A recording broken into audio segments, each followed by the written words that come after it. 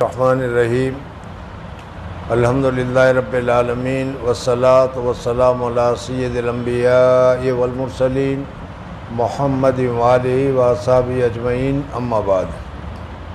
جیسا کہ کل آپ حضرات کے سامنے ذکر کیا گیا تھا کہ آج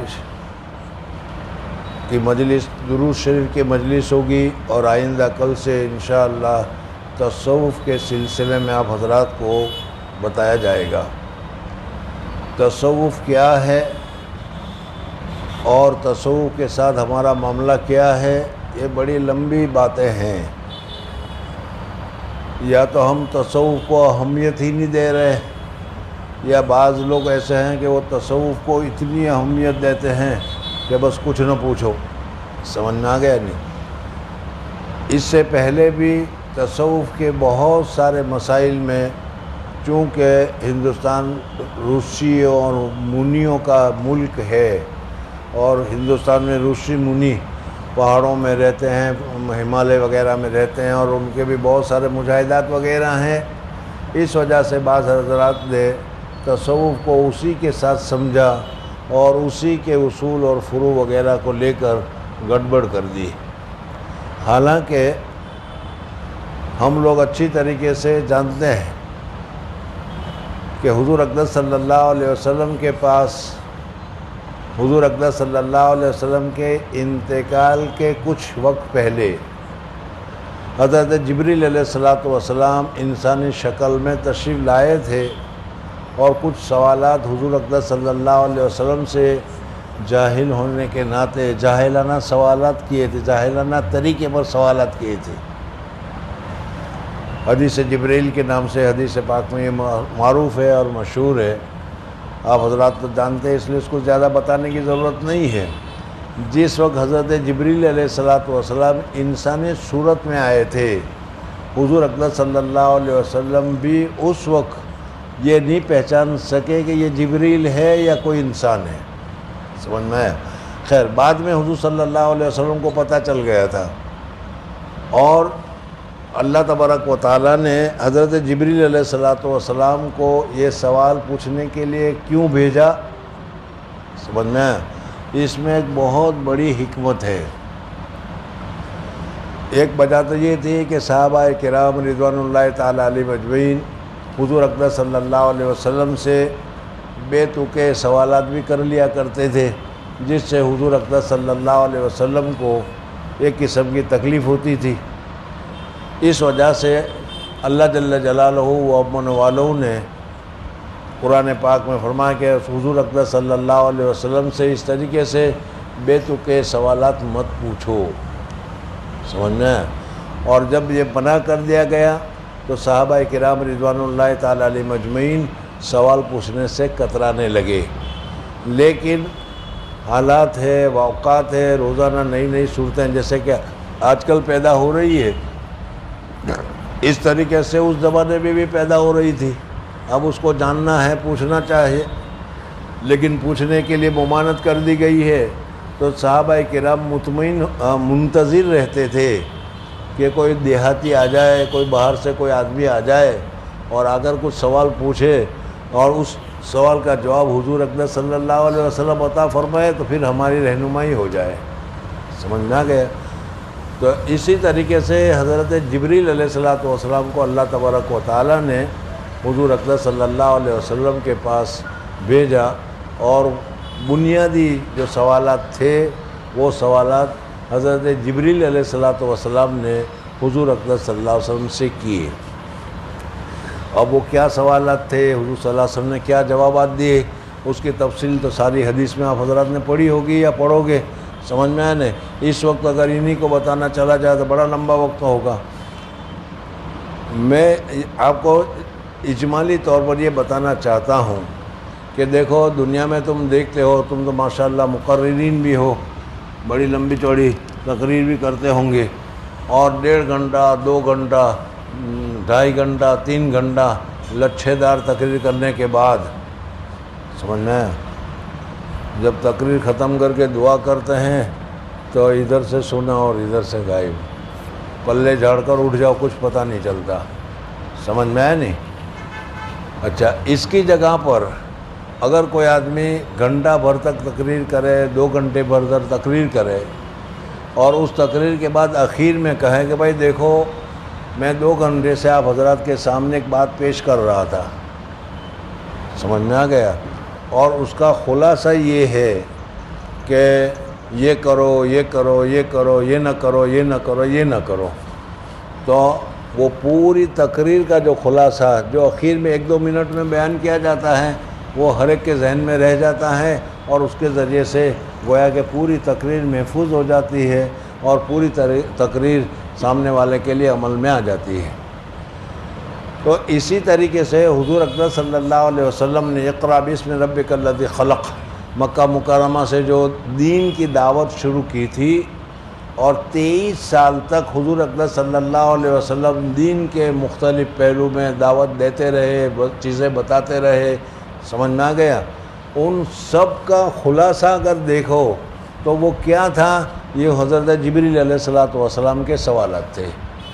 حضرت جبریل علیہ السلام کے سوالات کو تم دیکھو گے، پڑھو گے، تو اس میں تمہارے سامنے یہ بات پوری آ جائے گی کہ گویا کہ حضور صلی اللہ علیہ وسلم نے 23 سال میں جو کچھ بتایا ہے اس کا خلاصہ حضرت جبریل علیہ السلام پوچھ رہے ہیں، اور حضور اکرم صلی اللہ علیہ وسلم نے وہ خلاصہ حضرت جبریل علیہ السلام کو بتایا۔ اب اس میں جو باتیں بتائی ہوگی یا جو باتیں پوچھی ہوگی وہ دین کی بنیادی چیزوں میں سے ہے، سمجھ میں آئے نہیں؟ اور حضور اکرم صلی اللہ علیہ وسلم نے جو معلومات تھی وہ بتائی، جس کے متعلق معلومات نہیں تھا حضور اکرم صلی اللہ علیہ وسلم کہا کہ مجھے معلوم نہیں ہے، سمجھ میں آیا؟ ان میں سب سے پہلے پوچھا ایمان کسے کہتے ہیں، اور پھر احسان کسے کہتے ہیں، اور اس صورت میں جو بہت ساری چیزیں بتائیں اس میں یہ بھی ہے کہ نبی کا کام کیا ہے۔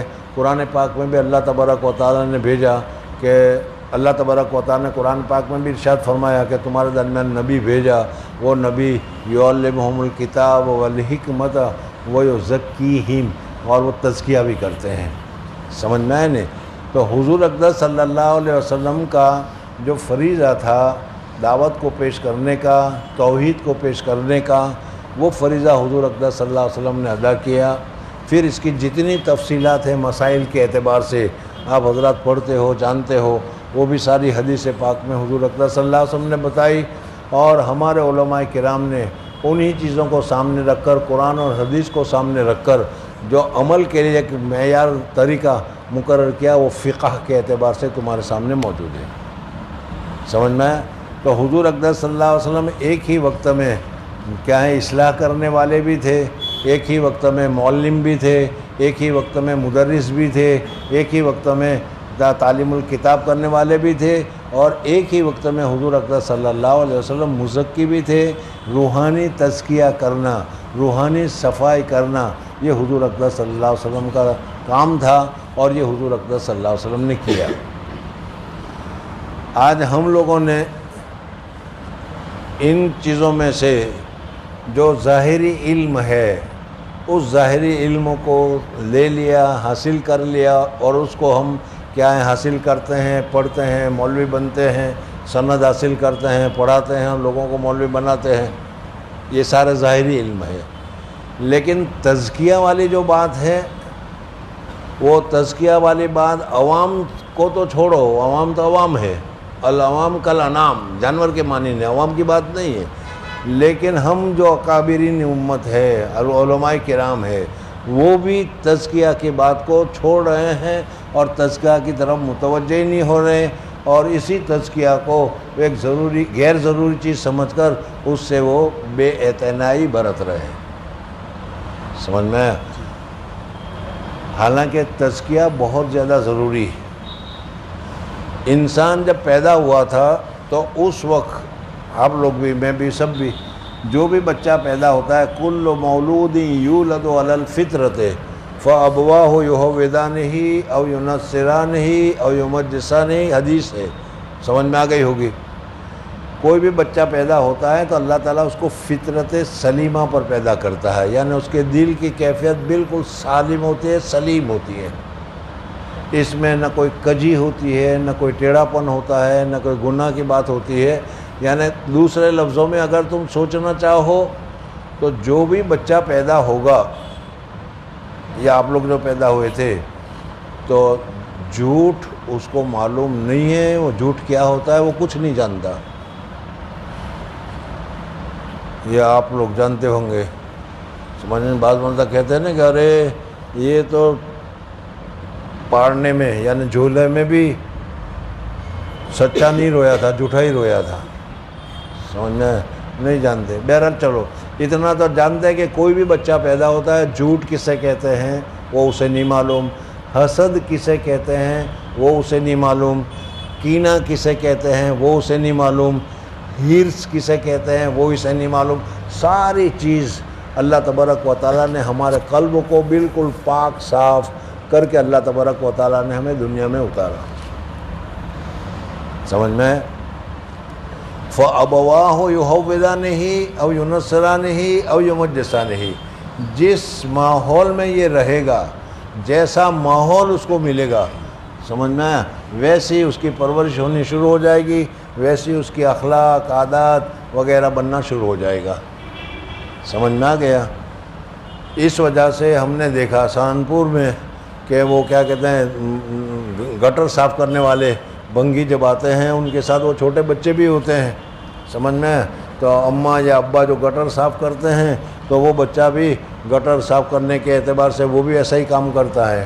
تو اسے سمجھ میں آتا ہے کہ دیکھو ماں باپ کا اثر اس کے اوپر پڑ رہا ہے. جو لوگ ذاکر شاکر ہوتے ہیں ان کے بچے کی طرف وہ توجہ کرتے ہیں تو یہ بھی دیکھا کہ وہ بچہ ابھی کچھ بھی نہیں جانتا لیکن اللہ اللہ اللہ اللہ اللہ بولنا شروع کر دیتا ہے. معلوم ہے کہ باپ کا اثر اس کے اوپر پڑ رہا ہے. آج کل چونکہ ہمارا ماحول سارا خراب ہے اور گھر کا ماحول بھی خراب، باہر کا ماحول بھی خراب، تعلیمی ماحول بھی خراب، تنظیمی ماحول بھی خراب، ہر جگہ پر کیا ہے برائی ہی برائی ہے. اس وجہ سے اس کا اثر بہت جلدی آ جاتا ہے اور پھر آدمی جھوٹ بولنا بھی شروع کر دیتا ہے، گالی دینا بھی شروع کر دیتا ہے. سمجھ میں آ گیا.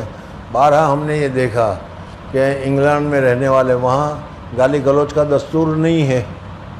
سمجھ میں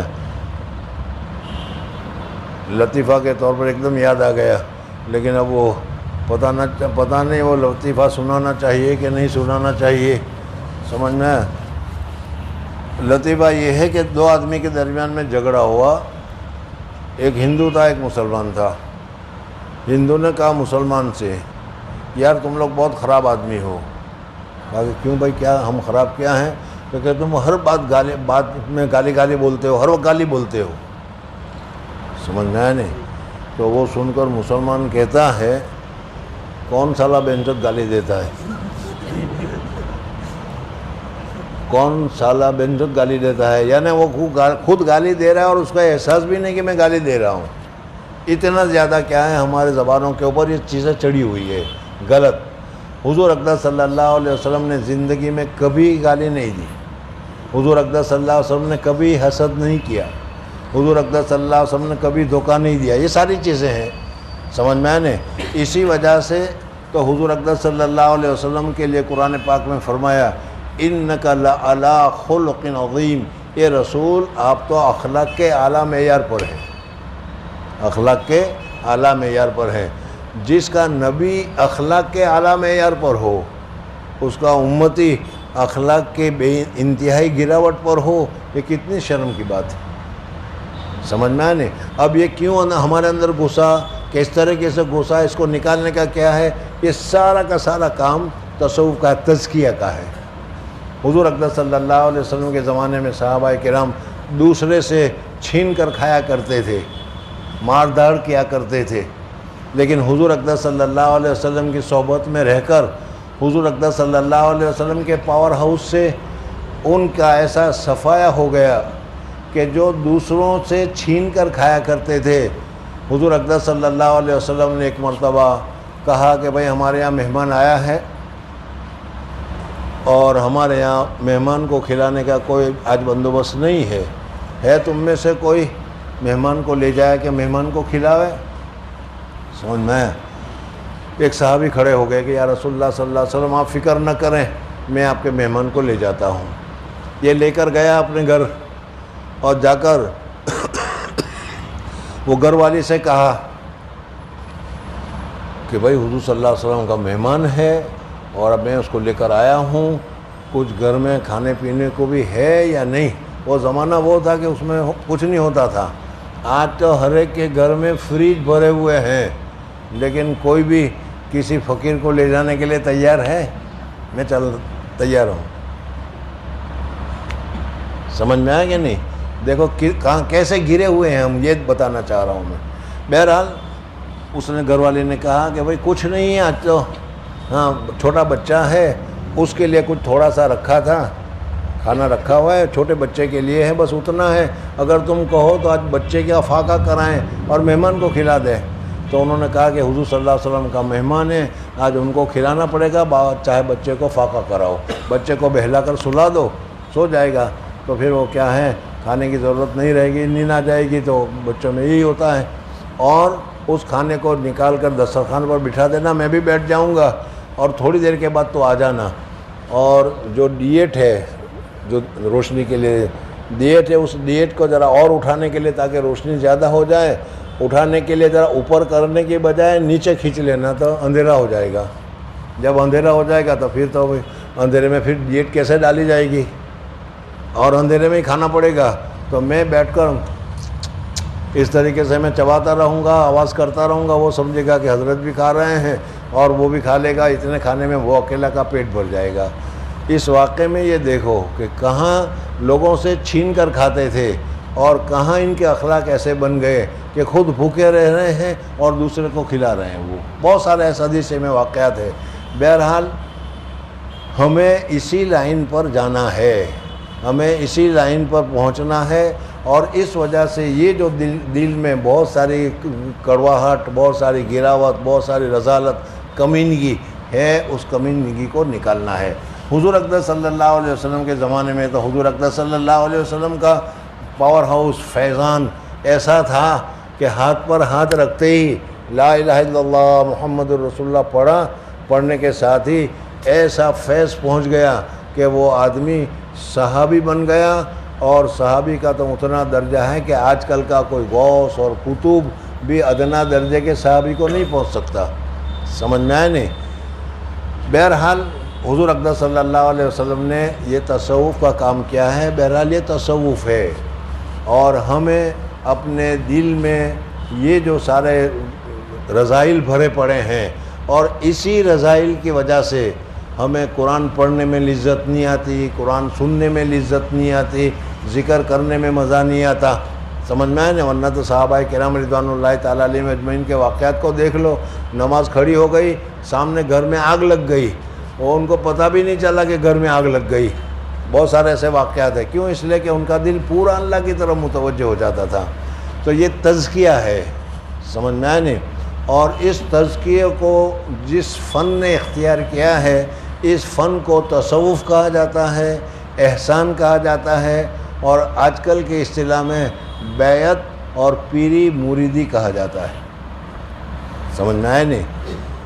لیکن بعض مرتبہ ہر چیز میں، ہر جگہ میں اچھے برے آ ہی جایا کرتے ہیں، تو اسی طریقے سے پیری مریدی میں بھی سمجھ میں اچھے بری چیزیں اور دوسروں کو دیکھا دیکھی چیزیں شامل کرنے کی ضرورتیں بہت ساری ہو گئی، اور یہ تصوف بھی ایک قسم کا کیا ہے، مالگبہ بن گیا۔ لیکن اللہ جل جلالہ و امن والوں نے ایک زمانہ ایسا پیدا کیا جس کو ابھی آپ حضرات نے سنا کہ تھانہ بھون کی دو حالت ہے۔ تھانہ بھون، ایک تو حضرت مولانا حاجی امداد اللہ مہاجر مکی رحمۃ اللہ تعالیٰ علیہ کا دور، سمجھ میں، اور دوسرا حضرت تھانوی رحمۃ اللہ تعالیٰ علیہ کا دور۔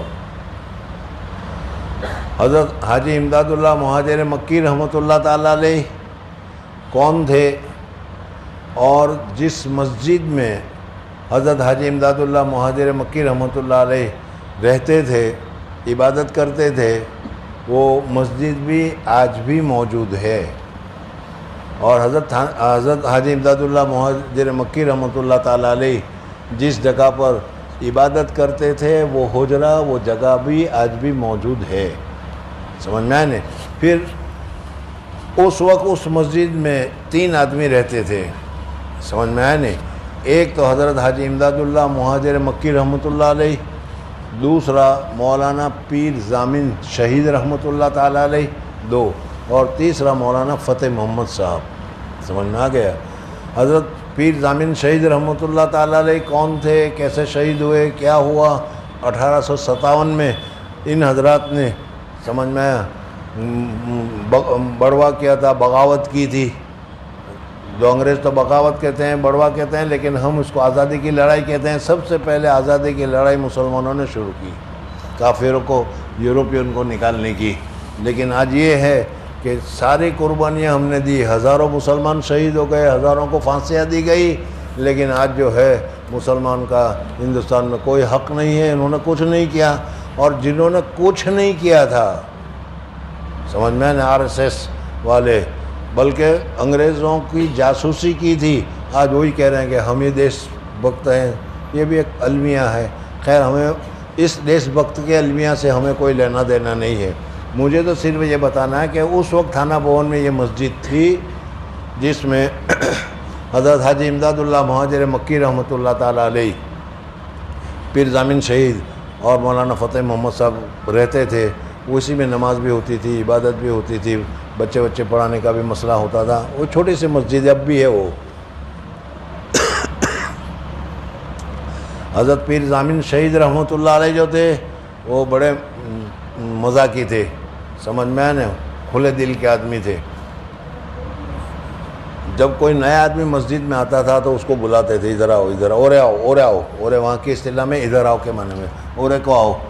بھائی کیوں آیا ہے تو بتا، کیوں آیا ہے یہاں مسجد میں، کیوں آیا ہے؟ وہ کہتا ہے کہ میں مسئلہ پوچھنے کے لیے آیا ہوں، سمجھ میں آیا؟ تو کہتے وہ کونے میں بیٹھے ہیں مولانا صاحب، مولانا فتح محمد، ان کے پاس جاؤ اور ان سے فتویٰ پوچھو، سمجھ میں آیا؟ کوئی اگر کہتا تھا کہ میں دعا کرانے کے لیے آیا ہوں، بیعت ہونے کے لیے آیا ہوں اور تزکیہ کرانے کے لیے، جو بھی ہو، تو وہ پیر ضامن شہید کہتے تھے، وہ حاجی امداد اللہ مہاجر مکی رحمۃ اللہ تعالیٰ علیہ، جن کو آج کل ہم اصطلاح میں سید الطائفہ کہتے ہیں، ہماری جماعت کے سب سے بڑے ہیں، سمجھ میں آیا نہیں؟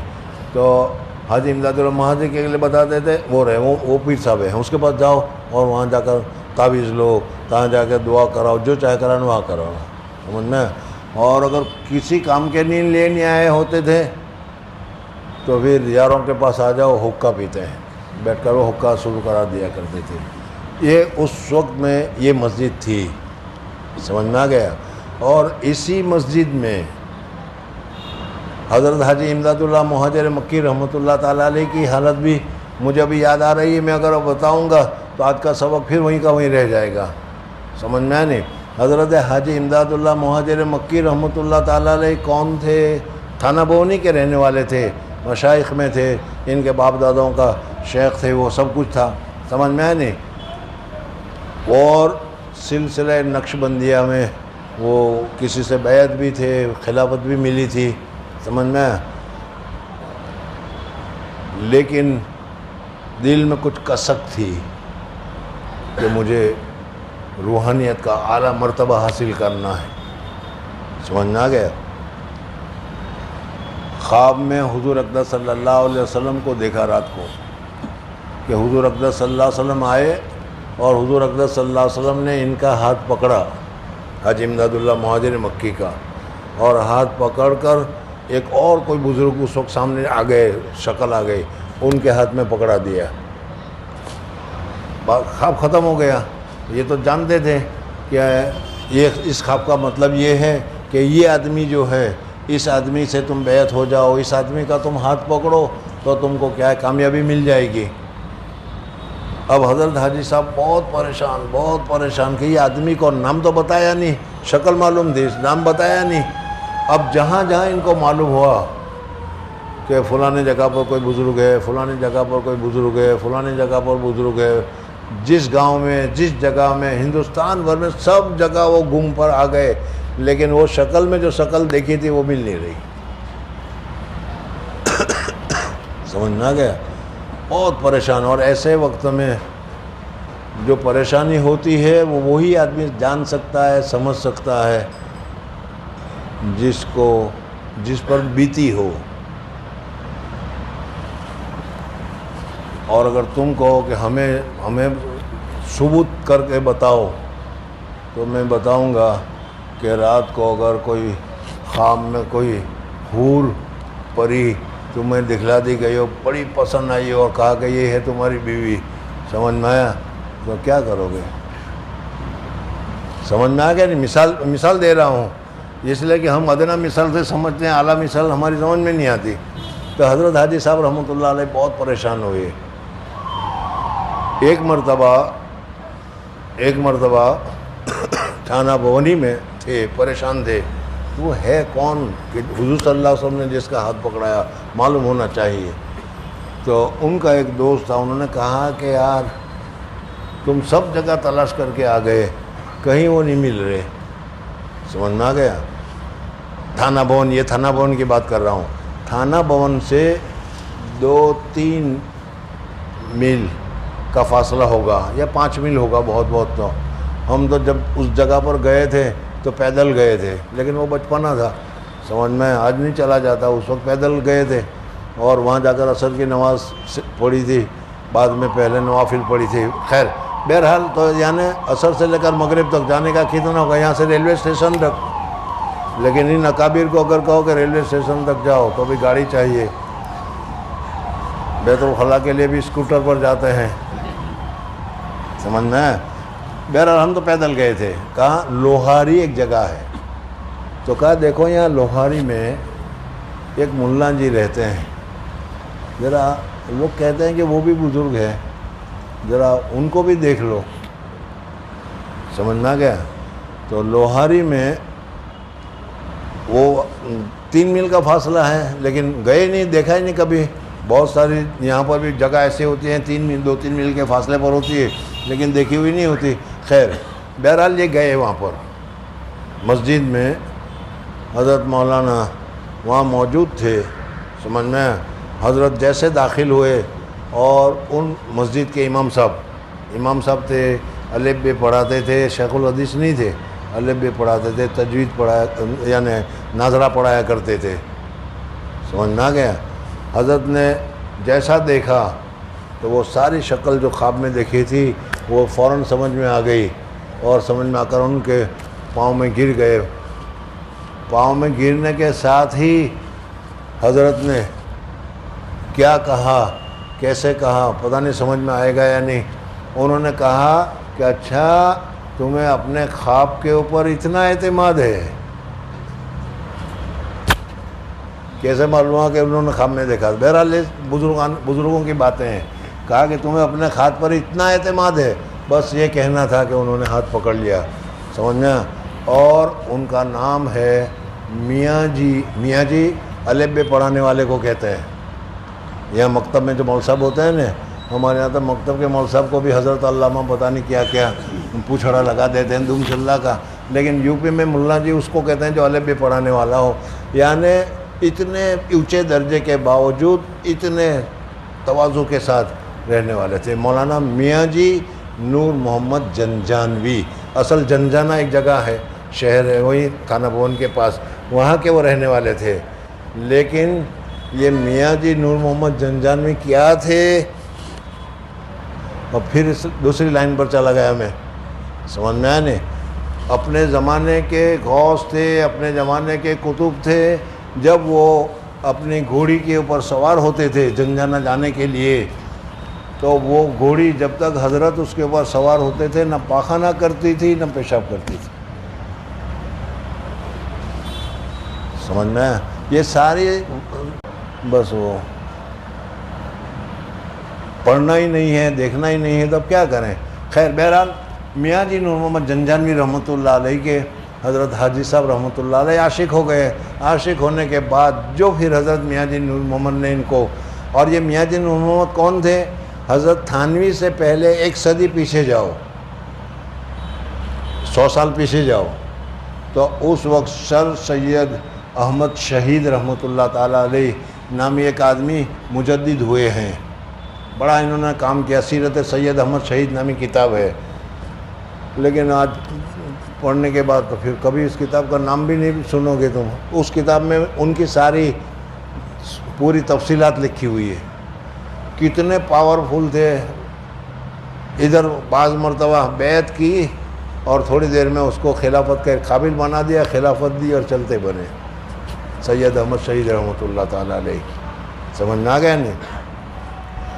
حضرت سید احمد شہید رحمۃ اللہ تعالیٰ علیہ سے حضرت میاں جی نور محمد جنجانی رحمۃ اللہ علیہ کی ملاقات وغیرہ بھی ہے. جب ایسے لوگوں سے ہو تو وہ آدمی کتنا بڑا ہوگا. تو میں یہ کہہ رہا تھا کہ ایک دور تو یہ ہے جو حضرت حاجی صاحب کا ہے, اور پھر حضرت حاجی صاحب نے ہندوستان میں انگریزوں سے لڑائی کرنے کے لیے جو جہاد کیا, پھر اس کے بعد پکڑ ڈکڑ شروع ہوئی, اور اس میں حضرت کو کیا کیا تکلیفیں ہوئی, کیا کیا کراماتیں ہوئی, بہت سارے واقعات ہیں, لیکن میں ان سب کو چھوڑ رہا ہوں. سمجھ میں آیا نہیں؟ اس وقت حضرت حاجی صاحب رحمۃ اللہ تعالیٰ علیہ سے حضرت مولانا رشید احمد گنگوئی رحمۃ اللہ تعالیٰ علیہ نے بیعت کی. حضرت مولانا رشید احمد گنگوئی کے بعد کچھ دنوں کے بعد حضرت مولانا قاسم نانوتی رحمۃ اللہ تعالیٰ علیہ نے بیعت کی. حضرت قاسم نانوتی رحمۃ اللہ تعالیٰ علیہ کے بعد حضرت مولانا اشرف علی تھانوی رحمۃ اللہ تعالیٰ علیہ نے بیعت کی. سمجھ میں آیا نہیں؟ اور پھر کیا ہے, بیعتوں کا سلسلہ چلتا رہا, اور واقعات بھی اس میں اور بہت سارے ہیں. بہرحال میں یہ بتانا چاہ رہا تھا کہ حضرت اقدس مولانا اشرف علی صاحب تھانوی رحمۃ اللہ علیہ کا جب دور آیا تو حضرت اقدس کو اللہ تعالیٰ نے مجدد کا درجہ دیا تھا.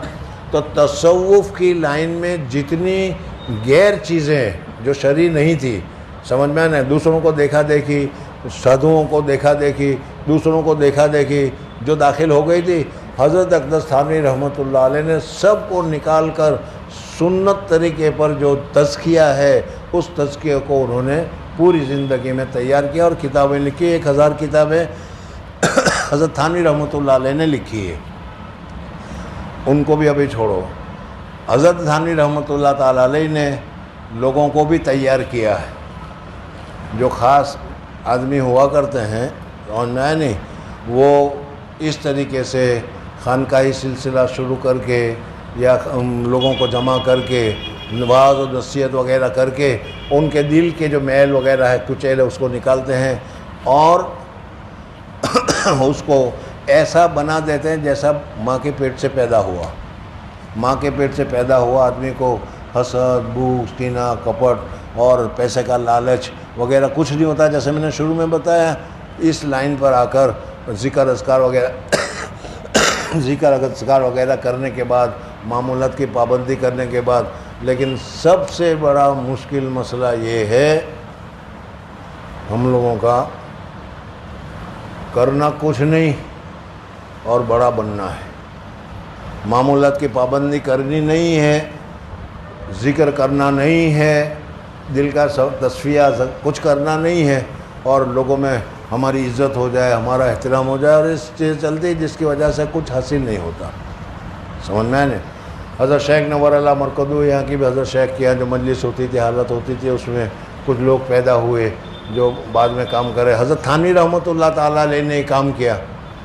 حضرت تھانوی رحمۃ اللہ تعالیٰ علیہ نے جو وہاں جو خانقاہ تھی وہ بھی ہم نے دیکھی, کمرے بھی دیکھے, اس میں جو ذکر کے لیے جاتا تھا یہ بھی گیا یہ بھی گیا, دونوں کا کمرہ ایک ہی, درمیان میں ایک صرف دیوار ہے, لیکن ان کو ہے کہ اس سے بات نہیں کرنی, اس سے بات نہیں کرنی. بڑے اصول تھے, بڑے ضابطے تھے. اور حضرت تھانوی رحمۃ اللہ کے یہاں ذرا سی بھی غلطی کوئی کرتا تھا تو بستر پھینکو باہر, نکالو یہاں سے, ضرورت نہیں ہے ایسے لوگوں کی. بہت کچھ ہوتا تھا. حضرت کے جو ملفوظات ہیں وہ ملفوظات بھی پڑھنے کے قابل ہیں. وہ ملفوظات پڑھو گے تو تم کو معلوم ہوگا کہ یہ کیا ہے. اور ایسے ملفوظات میں حضرت کو بھی پھر سر کے مل جاتے تھے. وہ بھی ایک بہت عجیب ملفوظات ہے, یاد آنا شروع ہو گیا, لیکن اب جانے دو اس کو. سمجھ میں حضرت کے یہاں ہدیہ دینے کے بھی اصول تھے. آج کل نہیں دے دیا جزاک اللہ, وہ نہیں.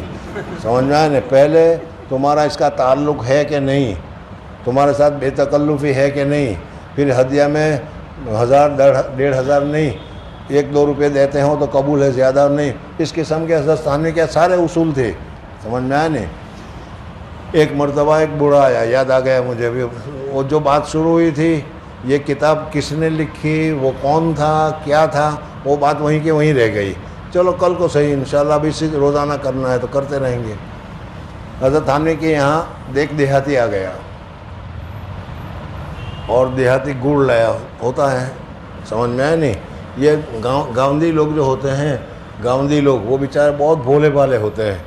آج کل تو گاؤندی بھی بڑے پاورفل ہیں، لیکن وہ تو بھولے بھالے ہوتے ہیں. تو وہ گڑ لایا، گڑ دے دیا. حضرت تھانوی کے یہاں اصول تھا تم آئے ہو اسی وقت بتاؤ کیوں آئے ہو، کیا چاہیے، کس کام کے لیے آئے ہو. اس وقت اگر کہہ دیا تو ٹھیک ہے، ورنہ اگر اس وقت نہیں کہا پھر معاملہ مشکل ہے. سمجھ میں آیا نہیں. پوچھا حضرت میں گڑ لایا ہوں. تو کہ اچھا بات ہے، چلو بھائی لے لو اس کے گڑ کو اور تقسیم کر لو. تھوڑا تھوڑا تھوڑا جو خانقاہ میں حاضر تھے سب کو تقسیم کرا دیا. تقسیم ہو جانے کے بعد وہ بڑے میاں کہتے ہیں کہ حضرت بیعت کر لو. کہ میں تو بیعت نہیں کرتا، اس لیے کہ حضرت کے یہاں بیعت کرنے کے بھی اصول تھے. سمجھ میں تو بیعت نہیں کرتا. کہا کہ میرا گڑ لاؤ. سمجھ میں نہیں. ایسا بھی بہت سارے واقعات ہیں. لیکن حضرت تھانوی رحمۃ اللہ تعالیٰ علیہ نے سب کو دکھا کر بتاتے تھے کس طریقے سے صفائی کرنی ہے. حضرت اقدس تھانوی رحمۃ اللہ تعالیٰ علیہ نے بہت سارے لوگوں کی دلوں کی صفائی کی اور ان کو اللہ والا بنایا اور ساری چیزیں ان کے دلوں سے نکالی. ان میں حضرت مفتی شفیع صاحب رحمۃ اللہ تعالیٰ علیہ، حضرت مولانا مسیح اللہ خان، حضرت مولانا وسیع اللہ، حضرت مولانا کیا ہے حضرت تھانوی رحمۃ اللہ علیہ کے خلفاء میں مالدار بھی غریب بھی، سمجھ میں عالم بھی غیر عالم بھی، ہر قسم کے لوگ ہوا کرتے تھے. ان میں سے اس کتاب کے جو مصنف ہے اس کا نام ہے مولانا عبدالحی صاحب عارفی. سمجھ میں وہ کون تھے، کہاں کے تھے، وہ ذکر کیا تھا پھر بتائیں گے.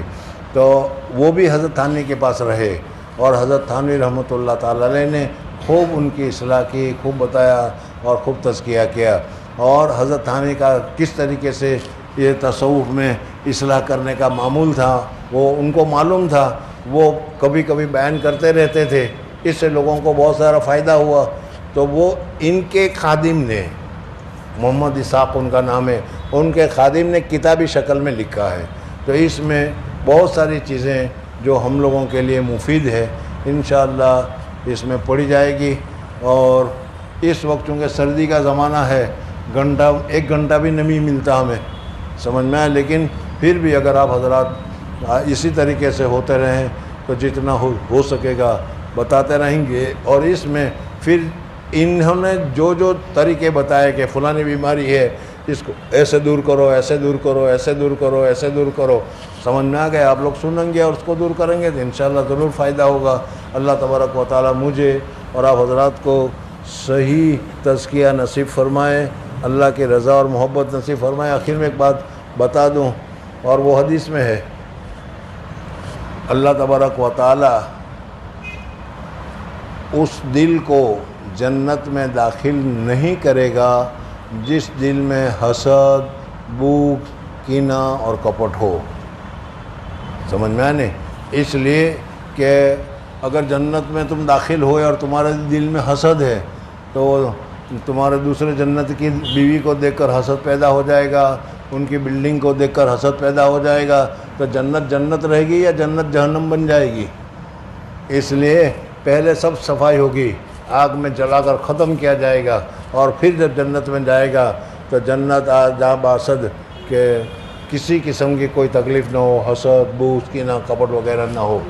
تو کم سے کم آگ سے صفائی سے پہلے اگر اس دنیا میں رہ کر اس صفائی کو کر کے اپنے دل کو پاک کر لو تو اس کو دل کو پاک کرنے سے کتنا فائدہ ہوگا، کتنی بات ہوگی وہ دوسری بات ہے. جس دل میں جس گھر میں کوئی گندی کام والی رہتی ہو، سمجھ میں رکھات رہتی ہو، اس گھر میں کوئی اچھی نسب والی عورت رہے گی. تو جس دل میں حسد، کینہ، بغض ہو تو پھر اس میں اللہ کی محبت، اللہ کی معرفت کیسے آئے گی؟ اس وجہ سے اس معرفت کو نکالنے کے، اس گندگی کو نکالنے کے لیے بیعت ہونا پڑتا ہے، معمولات کی پابندی کرنی پڑتی ہے، ذکر وغیرہ کرنا پڑتا ہے. جو بزرگوں نے اصول بیان کیے ہیں اس اصول پر اگر چلو گے تو پھر آدمی اتنا قیمتی ہو جاتا ہے جتنا قیمتی اور کچھ نہیں تھا۔